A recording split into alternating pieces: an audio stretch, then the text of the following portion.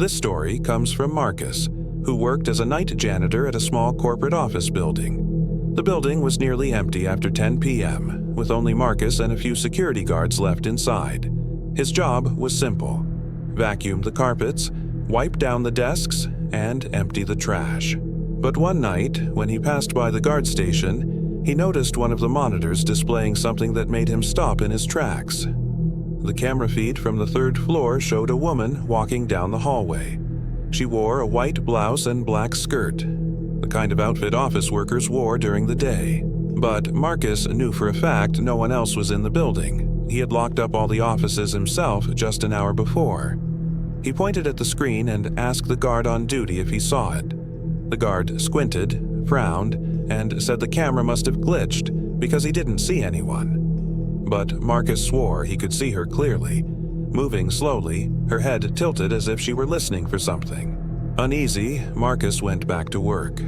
He tried to ignore the thought of her, but every time he passed a camera monitor, he caught glimpses of her figure. Sometimes she was just standing at the end of a hallway. Sometimes she moved across the lobby, her face blurry and pale on the grainy feed. Finally, he decided to check for himself. He rode the elevator up to the third floor, mop in hand like a makeshift weapon. When the doors slid open, the hallway stretched out empty before him. The air was colder here, heavy with silence. He walked slowly, peeking into each office. Nothing. No signs of anyone. But when he glanced at the nearest wall camera, the red light blinked, and in its reflection he swore he saw a woman's shadow behind him. Marcus spun around. The hall was empty. His skin prickled as he backed into the elevator and jabbed the button to go down. But the elevator didn't move. The doors stayed open, and the screen above the buttons flickered static before showing a live feed from the security cameras. Except these weren't the cameras he recognized.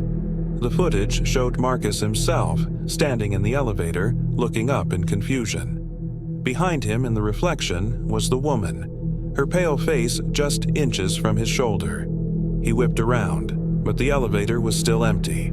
Heart hammering, he bolted out and down the stairs to the guard station. He demanded the guard rewind the footage.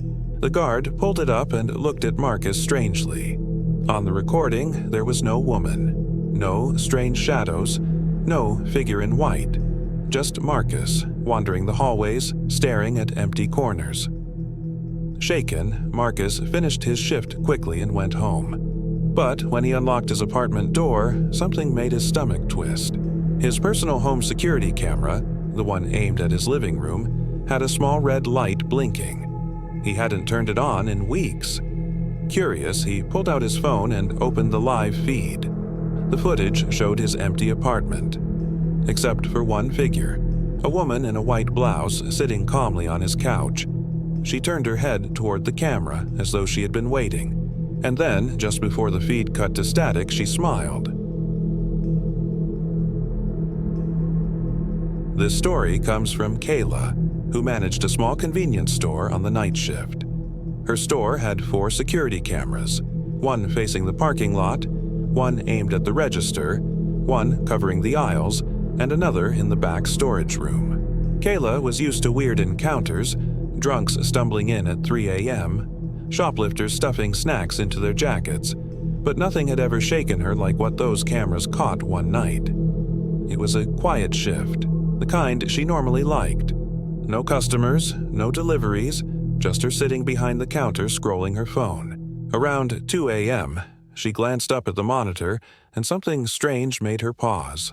The back storage room camera showed the light flickering even though she hadn't turned it on all night. She frowned, got up, and went to check. The storage room was dark when she opened the door, the overhead bulb completely dead. She flipped the switch a few times, but nothing happened. Shrugging it off, she went back to the register, figuring the camera feed was glitching. About half an hour later, she checked again. The monitor showed the light on in the storage room, faint but steady. And this time, there was movement. A shape flickered across the grainy feed, tall, thin, almost human, but it seemed to bend unnaturally as it shifted through the room. Kayla's skin crawled. She locked the register, grabbed the heavy flashlight kept under the counter, and cautiously walked back. She shoved the door open, shining the light inside. The room was empty, silent, dust dancing in the beam. Her nerves prickled as she stepped back to the monitor. On the screen, she saw herself standing in the doorway of the storage room, flashlight in hand. But there was something else in the frame. Just behind her, in the corner, a shadowy figure looming near the shelves. Kayla spun around, sweeping the flashlight across the room, but there was nothing there. Her pulse thundered in her ears as she backed out and locked the door. For the next hour, she kept her eyes glued to the monitors. The aisles were clear, the parking lot deserted, the counter empty. But the storage room camera kept showing flashes of movement, shapes gliding just out of focus, shadows that stretched across the floor in impossible directions. At one point, she watched in horror as the storage room door on the monitor began to slowly creak open on its own. She whipped her head around. The real door behind her was still locked tight. When she looked back at the monitor, the door in the footage was wide open, and the camera flickered to static. The static lasted nearly 5 minutes. Kayla gripped her flashlight like a weapon, too afraid to move.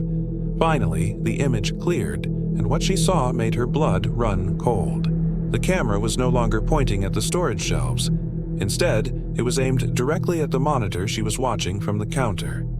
And in the grainy footage, she saw herself, sitting behind the counter, staring at the screen. Kayla's breath caught. Slowly, she raised her hand. On the monitor, her reflection didn't move. It just sat there, staring blankly at the camera. Her phone rang suddenly, making her jump. She scrambled to answer, nearly dropping it. It was her manager, calling at a strange hour. His voice was shaky as he spoke. "Kayla, don't go near the storage room. We've been getting complaints for months. People say there's someone living in the walls back there." Before she could respond, the line went dead. She looked back at the monitor, heart pounding. The feed from the storage room showed the door slowly closing, and as it shut, her reflection on the screen finally lifted its head.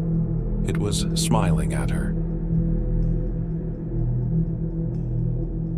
This story comes from Daniel, who worked the night shift as a security guard at a small office complex on the edge of town. The job was simple. Sit in the monitoring room, keep an eye on the feeds, and walk the halls a couple of times during the shift. Most nights were painfully boring, with nothing more than the occasional raccoon tripping the outdoor motion sensors. Daniel thought of it as easy money, but one night changed that forever. It started like any other shift. Around midnight, he poured himself a cup of stale coffee and settled into the chair, the hum of the monitors filling the room. He flipped through the different camera angles, empty hallways, a silent lobby, the deserted parking lot. Everything looked normal until his eyes landed on the feed from the third-floor corridor. At first, it was subtle. The hallway light at the far end flickered for just a second, then steadied. Daniel leaned closer, thinking it might be a bulb about to go out. He made a mental note to report it in the maintenance log. But then, something shifted at the edge of the frame. It looked like a figure. Just a shadow at first, standing near the corner of the hallway, too still to be a trick of the light. Daniel adjusted the camera, but the feed fuzzed with static for a moment. When it cleared, the shadow was gone. He tried to brush it off.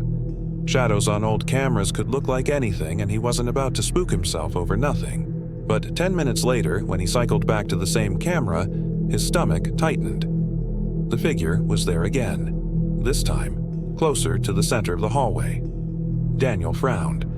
Nobody was supposed to be in the building except him, and the motion detectors hadn't gone off.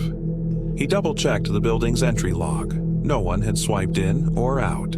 Heart thumping, he grabbed his flashlight and keys, deciding to walk the third floor himself. The elevator ride felt longer than usual. When the doors slid open, he stepped into the quiet hallway. His flashlight beam cut through the dark, reflecting off the polished floors. The air felt heavier here, and he swore he could hear a faint humming sound, almost like electricity buzzing through the walls. But the hallway was empty. He checked every office, every corner, but found nothing. After 20 minutes, he returned to the monitoring room, annoyed at himself for being jumpy. But when he sat back down and looked at the screen, his blood ran cold. The figure was standing directly outside the monitoring room. Daniel froze in his chair, his eyes darting from the monitor to the door just a few feet away. Slowly, he turned his head. The hallway outside was empty. He glanced back at the monitor. The figure was still there, tall, pale, its features blurred by static, but undeniably facing the door. He held his breath, heart hammering in his chest.